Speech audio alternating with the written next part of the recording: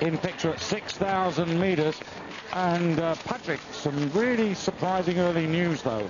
Well, if we were back at 2.3, we'd all be surprised to see that Christina Smiggen hasn't even got on the first page of the result sheet at that split time. Now she's 14 seconds or so off the leaders after 2.3 kilometres.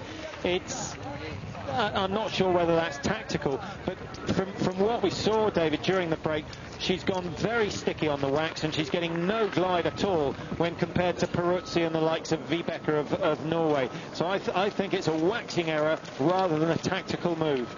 Yeah, the fastest through 2,300 metres, Vibeke Skofterud of Norway. And just to give you the confirmed times through there, and Skofterud threw in 6:01, so nearly got inside your prediction of 6 minutes. Then the Polish skier Kowalczyk, who went off like a bat out of hell and paid at the end of the race. Well, the 6 kilometres, this is the split time we want to be concerned with, David, because Peruzzi has posted 17:01. That's a fantastic time. And one of her main rivals coming up now, Olga Saviolova. Peruzzi looked the fresher of the two, going very nicely indeed. But Saviolova is inside by 3 seconds. Now it's a question of whether Saviolova can accelerate over the top of the hill like Peruzzi did and keep it going to the finish. This is going to be tight because Peruzzi looked strong. Yeah, but Saviolova's turned around a couple of seconds deficit into a 3-second advantage. But you can hear the lungs working on Saviolova. She's gone into what we call oxygen debt, where you're trying to use more oxygen than you can provide to the body, and you certainly can't satisfy the body's requirements, and you can't do that for too long, otherwise the lactate will build up. So Saviolova right on the limit. She's worked extremely hard up the hill for the second time, and it's now just a question of whether she can hold on for the last 4K. One hill to go. Well, certainly Saviolova will be looking to see whether anybody else can pick up any speed. Peruzzi was 3 seconds down on Saviolova, as you said, at 6,000 metres. And then, if you look back, I mean, Pedersen was 10 seconds off the pace, and the gap's really opening up then. What will be really interesting is that to see Christina Smiggen, because can she do anything about the time that she's got to make up, because she had something like 10-11 seconds to find. I think we may see a negative split from Christina Smiggen, as in the second loop is quicker than the first one. If she's gone sticky on the first loop, she will have lost some of the wax by the time they come through, because it's like sandpaper out there when you're skiing downhill. It's just ripping the wax off the skis, and so everyone's struggling to get uphill for the second time. We may find that Smiggen cruises up and gains back those 15 seconds that she lost early on. If so, hats off to her, Waxman, because that's a very brave decision. I'll tell you what, there's some very tired-looking athletes coming up the hill. Here's Manuela Henkel, and not looking dynamic at all. 65 in picture, Hilda Pedersen. Nice rhythm, keeping it going, and not saying she's going to win, because I don't think she will, but, you know, could she get on the podium? Oh, she can certainly get on the podium. Just crouching a little, but she's kept the tempo high. That's what's important. Not wanting to lift the ski too high, just a little shuffle up this steep. This is the steepest part of the course. She'll be glad when she sees the top of this hill. And the time, 17:01, way out of reach. And in fact, a win here is now very unlikely unless Peruzzi takes a tumble, and of course Saviolova on the way down, but that's not going to happen. Yeah, but you could see the confidence there. As soon as she got over that little ridge there, suddenly, the appetite kicked in again, and look at her go. And what a contrast between herself and those youngsters. Certainly the Pole and the Finn who went earlier on. They really struggled to pick the pace up. So I'm going to be very interested when we see Skofterud, who wears bib number 70 today, because if she's maintained it up this climb, then she could very much be on her way to a World Cup success.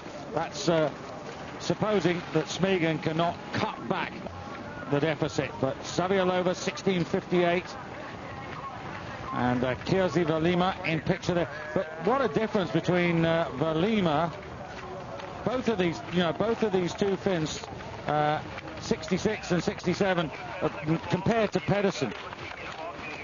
Just looking, lacking energy. But Skofterud here in the red, looking pretty good. And look at the time, 16 minutes. And is she charging or what? This is fantastic. Look at the drive from the hip. She just comes out of the tracks, ups the tempo again. But all the work is coming from the hip. There's no wasted energy whatsoever. And the pole plant is precise, it's accurate, it's effective. This is certainly the best skiing we've seen. She hasn't tired yet. She's at 6Ks. And I think she's going to find herself a good long way clear of Savialova. Yeah, only 23 years of age, so arguably yet to hit her prime.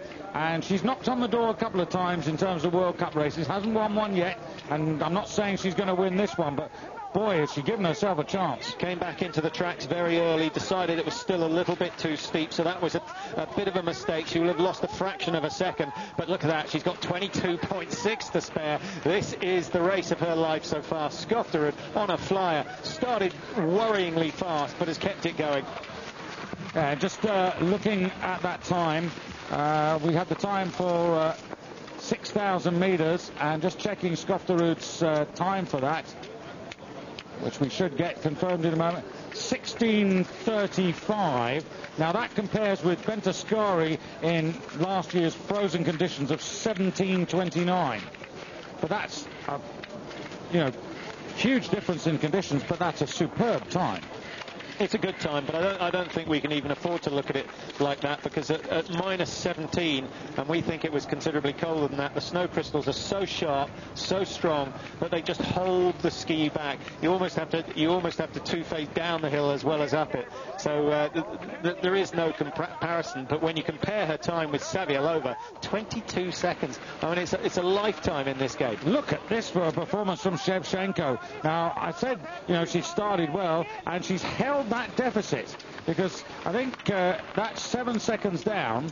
I'm just going to check back here, but I have a feeling that she wasn't that far off. Shevchenko, in fact, she was 12 seconds down on Skofterud at 2,300 metres, so she's cut that back by 5 seconds. So that's a really good gain by Shevchenko. But at the moment, this is the woman on whose shoulders all Norwegian hopes are pinned. And as Salonen comes in, David, we've got to be thinking, what on earth's going on with Schmigen? We haven't seen her since 2.3. I'm sure we'll pick her up as she goes through 6 kilometres. But she started 2 minutes after Shevchenko, so she should be through very shortly. Well, at the moment, the times that we're getting, and these are not at the 6,000 metre mark, she hasn't got there yet, but we reckon that she's still about 15 or 16 seconds off the pace. Now, if that's true, when she comes up that climb, can she make up that sort of deficit in 4,000 metres? That's the big question. Normally you'd say no, but she's got one climb in which to do it. 16:12 here. She's got to close it down to around 10 seconds, I feel, to have a chance of taking this one. It does the same as Skofterud. Comes out the track.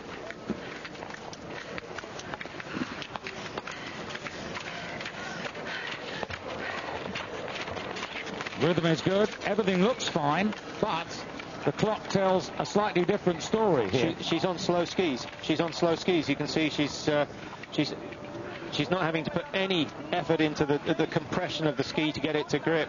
So I have a feeling she's got ice crystals under the ski, actually attached to the stick wax, and that is slowing her down both on the flat and the downhills. And if that wasn't the case, she would be contending with Skofterud and Shevchenko.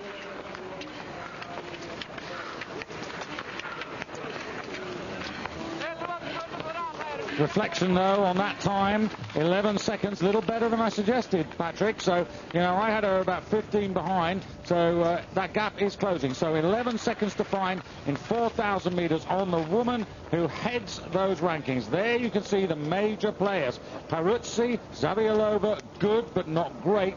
Skofterud, if she can stay tough, could be her day. Difficult call. Very difficult call indeed, but if we're correct about Schmigen's wax, she's going to struggle unless she can get rid of some of it on this next descent, which is the fastest of the descents. So really we want to pick her up again just before the finish at 7.3. Now, I pointed out a couple of minutes ago how Shevchenko of the Ukraine had closed 5 seconds. Now, as far as we know, that gain of Shevchenko is continuing. Now, that's going to be really interesting, because I didn't think when we looked at the star list last night, Patrick, that Shevchenko was going to be one of the women on my short list for honours, but she really does have a chance now.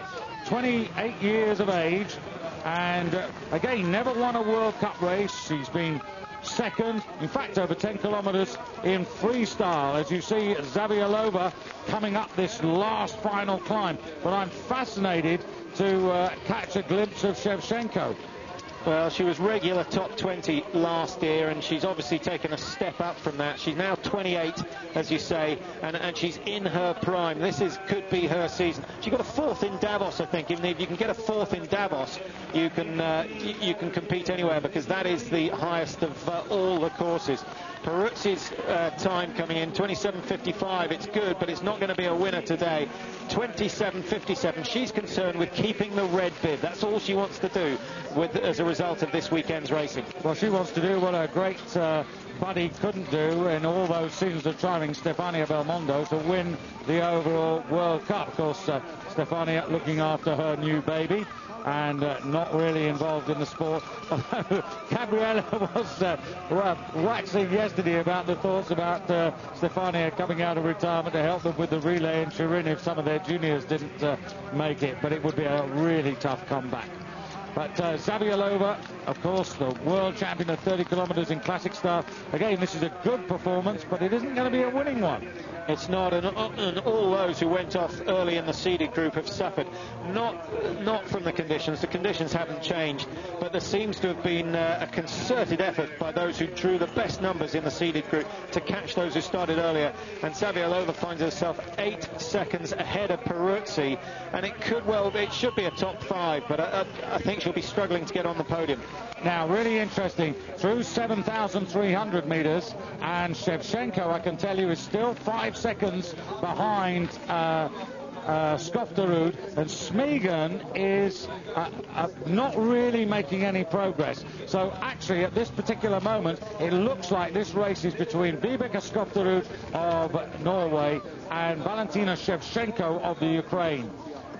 That's the standings there. David, I think we ought to pick something up as we absorb the standings at the finish, because 7.3 is pretty much at the bottom of the big hill after they've completed that first big climb on the loop. So we know that Shevchenko got to within a second of Skofterud at the top of the hill, but she's lost another 5 on the downhill. So that is how crucial the ski speed is. So the Norwegian ski's going well downhill. I think Skofterud's going to struggle on that final hill. She's got 1 climb to go. So it could all be down to the final climb, and if Shevchenko can make up that deficit once again. Well, if that's the case, it will go to Shevchenko. And Smegen will close the gap as well, although she's expected, when she goes through 7.3, I think she'll find that she's over 10 seconds down. In fact, she's lost another 2 seconds on her time at the top of the hill. So she's slow going down, but quick going up. Yeah, but can you make 5 seconds in 500 metres? Yes. Well, we'll wait and see. We've seen it before. We'll see it again sometime this year.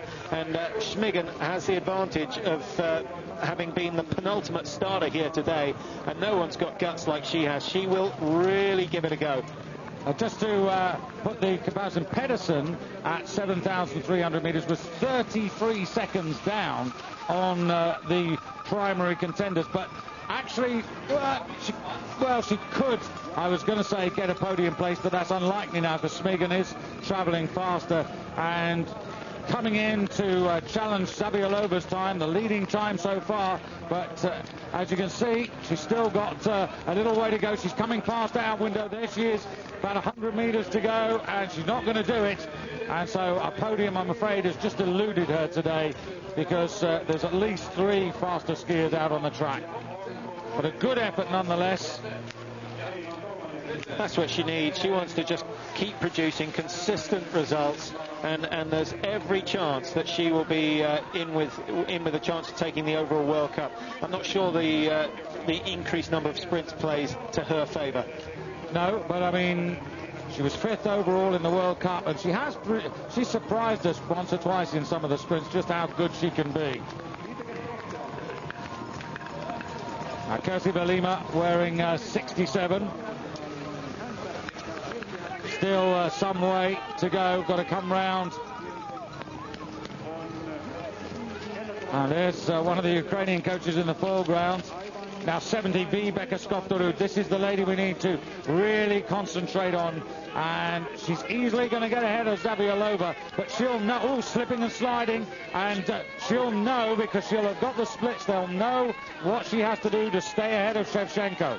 And I can tell you that she's lost more time to Shevchenko, who, remember, just about caught her at the top of the hill, lost the 5 seconds on the way down the big hill. But Shevchenko, the Ukrainian, is gaining on Skofterud all the time. Belima comes through. Not a good race. She was 6th here last year, obviously gets on well.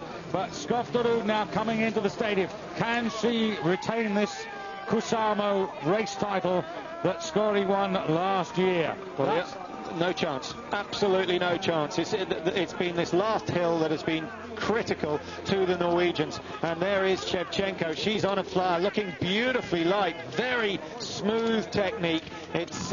She's gaining seconds every 10 meters. It's a brilliant rub by Shevchenko. She's going to find herself over 5 seconds clear of Skofterud when she finishes, certainly. And it's just a question of what Schmigen has managed to do, having started at number 76. So Vibeke Skofterud, well, the clock hasn't stopped for us, but she's definitely in the lead. That will give you her finish time in a moment. But here comes Shevchenko coming in towards the finish now, and it is a Ukrainian victory. There cannot be anybody out there who's going to do anything. Even Schmigen isn't going to do anything about this. Shevchenko really motoring now. For so many years, Irina Terelia was the flag bearer for Ukrainian cross-country. But Shevchenko, with this effort, is going to really put herself in the #1 spot for her nation. And Skofterud still flat on her back. As we've said, Patrick, that's the way we like to see athletes at the end of the race. But here she comes, 27 minutes 49 seconds. Sabialova's time is the time to beat, and although I think Skofterud's has to be, they haven't put it in the ranking. And Shevchenko has gone across the line, but we've yet to get the official time, but she's definitely in the lead. Well, and Schmigen has now got about 200 meters to go. So still looking for Schmigen to come in, and looking for the finish times. What have we got? 27. It's not right, because Bjørgen has been put in second. There's a few technical problems here, but what we can tell you is that Shevchenko has definitely got the lead over Skofterud of Norway. The question we're asking is whether Schmigen has managed to catch up with those two, and from what we've heard, with about 250 meters to go, Schmigen has still got 10 seconds or so to make up. She's not going to catch Shevchenko. She may well catch Skofterud, so second place is still possible. I think first place is out of the question, because Shevchenko covered the last 500 meters quicker than anyone we've seen so far today, and hence she has that leading time, 27:31. Yeah, and the time, what do we have there for Skofterud's time? Skofterud 6.7 down on Shevchenko with 2:50 to go. We've got Schmigen another 6 seconds down on her. So really, it's I'm not quite sure why Bjørgen has been put in there, unless we've missed a trick. Well, I think there may be 1 or 2 timing corrections to be made up, so these are unofficial times. What we are confident about is that Shevchenko leads the race, and Skofterud's in second place, and Schmigen surely is going to get third spot. Now, Skofterud's time was what, 26:21? What, at the split or at the finish? I'm just looking for the finish time now. Finish time, Skofterud. It's not there. That's the problem we've got. We haven't got Skofterud has been given. She's been given 28:14, which is surely wrong. Well, we think it's over a minute outside. So Christina Schmigen comes across, and well, they've got her as the leader by 1.2 seconds. I mean... Well, 13 seconds. If she's gained 13 seconds in the last 250 metres, that's an astonishing performance. She seems to think she's got it. Well, I have to say, we have a caveat on all the results. Well, you have to take your hat off to Schmigen if that's the case, because that is an absolutely brilliant finish, and the tactics were perfect. Remember, she was 15 seconds down at 2.3 kilometres and just slowly clawed it back. Went for the sticky option on the skis, got herself up the hills, lost a bit of time on the downhill, but she knew that because of the icy conditions, 80% of your time at least on this course is going uphill, and that is where she's gained the time. But Shevchenko's time looked to be faster. Shevchenko was still 13 seconds ahead with 250 metres to go. So I think we've got to wait for some official decision here. Yeah, and if Shevchenko has won this and Schmigen hasn't, then it's going to be very cruel on Schmigen, who looked up at the scoreboard, as did all her Estonian supporters, to congratulate her if she's going to be told in a few minutes' time that she actually hasn't done it. And equally, it's going to be very cruel on Shevchenko. Well, Schmigen is going to win again at some stage this season. Shevchenko would have become the first Ukrainian ever to win a World Cup. Is that correct? I think so. I think you're right, actually. And it would be a shame if that wasn't the case. Last starter, Vanalainen, and a long, long way down.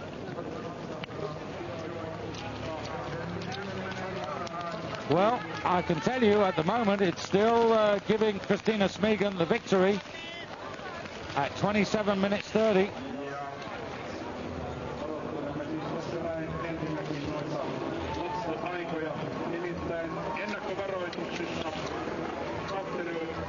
But it's still putting Björgen in third place, and she was sixth at the 6 kilometres. So I suppose that is a possibility. So Björgen may well have finished ahead of Pedersen and Skofterud in the end as the best Norwegian. But there is a little bit of confusion here. Now, Schmigen trying to find out what has happened.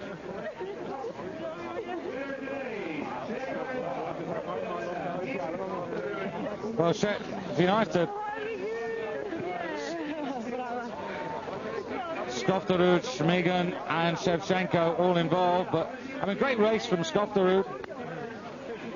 Didn't get the victory, but well, I think she's on. I think that's on the podium. She's on the podium, because otherwise the celebrations wouldn't be occurring. But well, we can only go, Patrick, with what we've got in front of us, and what we've got in front of us, according to Vigi Data, who are the official timers of this race, is that Vibeke Skofterud, as far as that just confirms it. That confirms our confusion. That confirms our utter confusion at this race.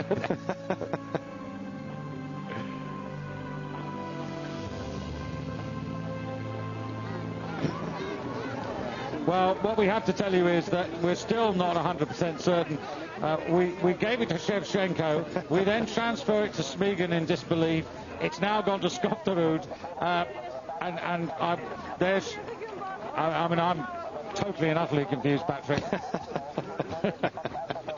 Not a great way to start, but it was a good race nonetheless. Now, all I hope is that the timings haven't been wrong all along, because it was a fascinating tactical race. How hard to go off, what wax to use. It was the absolute example of why they've kept classic racing in the World Cup calendar. Yeah, and you know, Pentascori won it last year, and has it been Pentascori's skis who won it this year? But this time carried and travelled on by Vibeke Skofterud. We don't have the official results, so I have to say that all you've seen is very much unofficial at the moment. There are three ladies who've gone through a variety of emotions. Vibeke Skofterud, who thought she'd lost it, has now thinks she's won it. Shevchenko, who was leading and thought she had it, and then saw Schmigen smile and burst into delight when she thought she'd overtaken it. Schmigen then saw it taken away from her and given to Skofterud. So I don't know what any of the three of them are making of it. I think we run it again. Well, they've got to sort this out. There's a funny side to it, and there's an annoying side. And the annoying side is that, you know, it shouldn't really happen in world-class sport. This is a tried and tested system here. And to be fair, it doesn't happen that often, but it's not the right time for it to go wrong. 3 good performances, though. Well, I've just heard that Shevchenko has been given third, 8 seconds down. Schmigen's second, 1.5 seconds down, and Skofterud has been given the win. So that's just an announcement that's been made in the stadium. We can't see the scoreboard from our positions, but it would look as though Skofterud has taken it, Schmigen of Estonia in second, and Shevchenko, who finished like a bullet, has actually finished 8 seconds down. So a little bit of confusion. Our apologies for that. But I think it's safe to say that Norway have taken the World Cup win here with Vibeke Skofterud. Yeah, and Vibeke Skofterud at the age of 23 now goes one better than she did in the Birkebeiner last 2 seasons ago, and also in Konya, where she was runner-up in the sprint. So she gets her first World Cup victory, and as per last year, Santa and Mrs. Santa have come over from Rovaniemi, where Santaland is based, to enjoy the festivities. And perhaps they're just as confused as we are. But the podium is being readied. All we can tell you is... Well, it's a good thing, actually. They've got a timing device in their bag, so they can get it out and give it away early. Well, what they do in these situations is there is a backup hand timing system.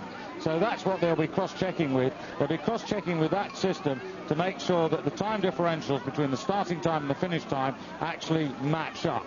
And that's a perfectly normal situation, and that's what they will have referred to make sure that the right people are standing on the right steps. And remember, all those other positions, right down to 30th place, absolutely vital, because they're all World Cup scoring positions, and they've got to check now the whole list all the way through the 77 to make sure that everybody's got the correct time. It isn't just about the first 3, it's about every woman who started this race today.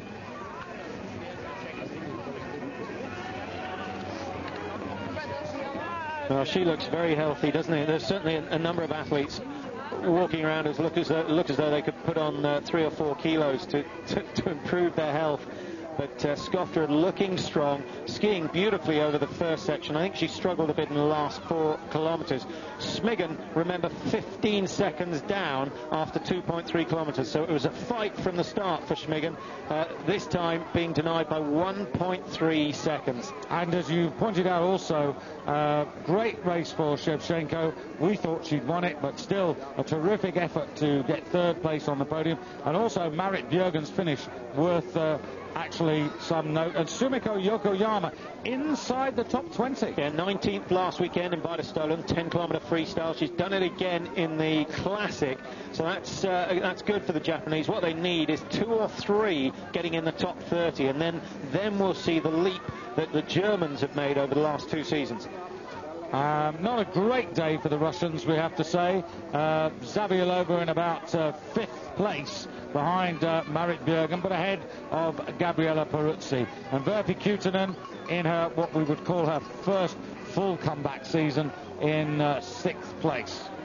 I was quite impressed by Marit Bjørgen, David, who really struggled, and I have to admit, I said I didn't fancy her as a classic skier over 10 kilometres, but 4th position today, 17 seconds down. She worked wonders, and I think the Norwegian team were thinking along the same sort of lines as Schmigen and the Estonians, as in wax slow, get up those hills, because they're going to be really tough, and just let the skis are going to go like a rocket on the icy downhills anyway. So I think that's what they've done, and it's paid off with both Skofterud and Bjørgen in the top 4. I just want to go back to, unofficially, 13th place, Mona-Liisa Malvalehto of Finland, who wore bib 4 and went out and finished in 13th place. She's one of the promising juniors, finishing inside a minute behind Skofterud. So I think that's a really good performance. And the Finns will be delighted, not just for her, but also the fact that they've got 4 in the top 13. They'll now reckon that they have a chance of producing a good relay team. They just missed out on a podium position last weekend, denied by the Russians. But that's great. They've got 4 in the top 13. That takes some doing. And the Germans, I think, have had the most disappointing day of all.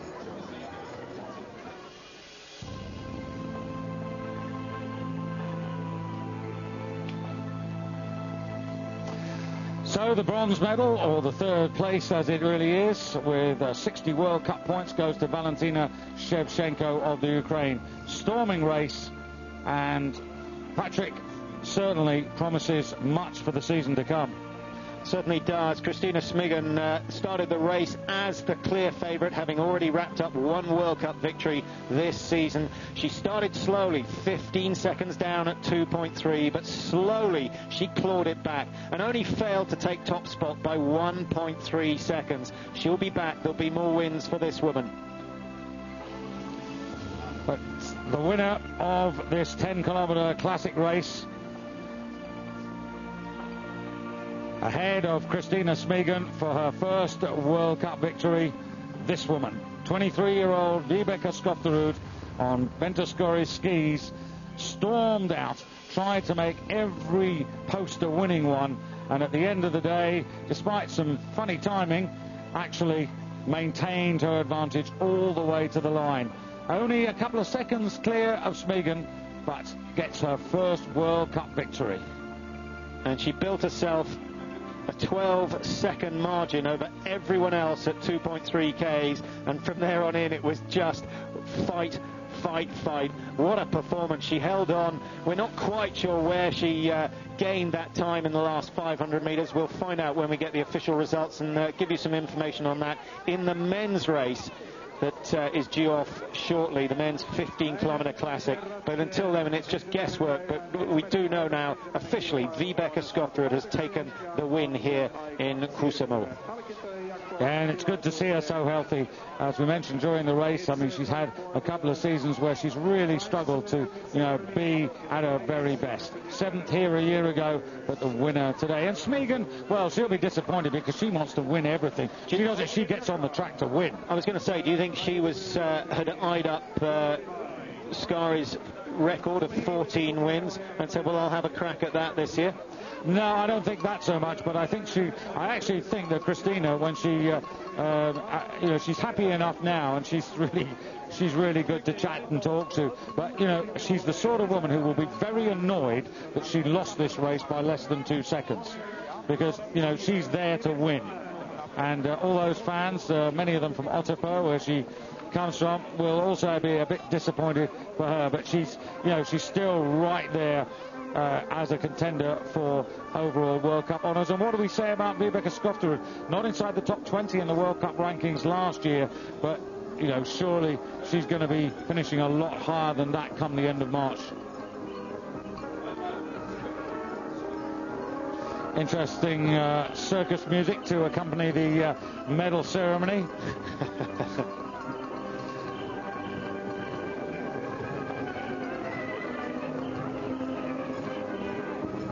Well, we're going to stay to see the winning athletes honoured.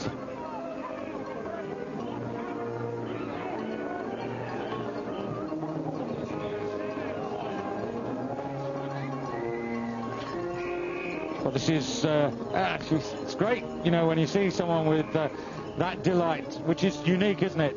When you win your first World Cup race. Not very many do. Certainly, I mean, only six winners in the Women's World Cup last year, with Skari taking 14 of the total of 22 World Cup events. I think this year is going to be very different. I think this is an indication that we will see different winners almost every week. But Smigan is going to be the one to beat on every occasion. Today she's got second, and we've got Skofterud at the top of the podium. It's great for the sport. Well, I think it's also terrific for Shevchenko and indeed the East European nations, we're used to seeing the Russians there, but congratulations to Gabriela Peruzzi, who I think on the points tally has retained the... has she retained the red bib? It's going to be close with Bjorgen. Bjorgen must be pulling up as well. And Schmigen, 100 points last weekend, 80 points this weekend. Yes, not so good, but okay. For this condition, okay. Coming up, the men's 15-kilometer race over exactly the same track. The only difference is the men do it 3 times. The women, of course, just did it twice. But again, really interesting when we think of some of the split times that we've seen today, Patrick, to compare some of those times with the men. When we saw Vibeke Skofterud going through 2,300 meters in about 6 minutes. So that'll be quite interesting to have a look at the different split times. So now the consolation prizes.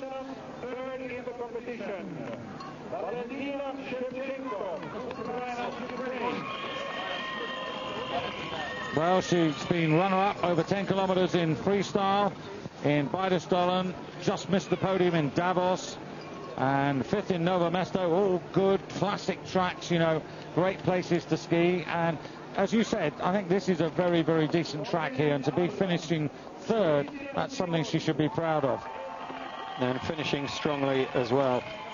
Smegen, good smile, real contender.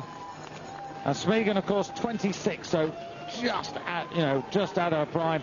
And you know, if she stays fit and healthy, you know, she's going to look for the big glory in Turin at the Olympics. Before that, of course, she'll be hoping to defeat all the German athletes in Oberstdorf come a year from now. Well, that's what it feels like to be a winner for the first time in the World Cup. 100 points, but at the moment, the points, the prize money, everything's secondary. It's this moment that you dream of. You can never be certain that it's going to happen, but in her case, it has. And she's a World Cup winner, Vibeke Skofterud.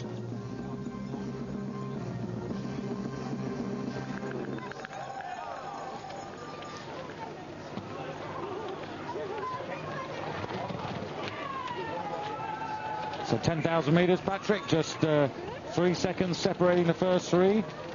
Good race. Good race. An indication also of the difference between the classic and the freestyle. Very fast conditions here. The winning time 27:28. Last weekend, 10 kilometers, same distance with the freestyle, 24:35. So almost 3 minutes.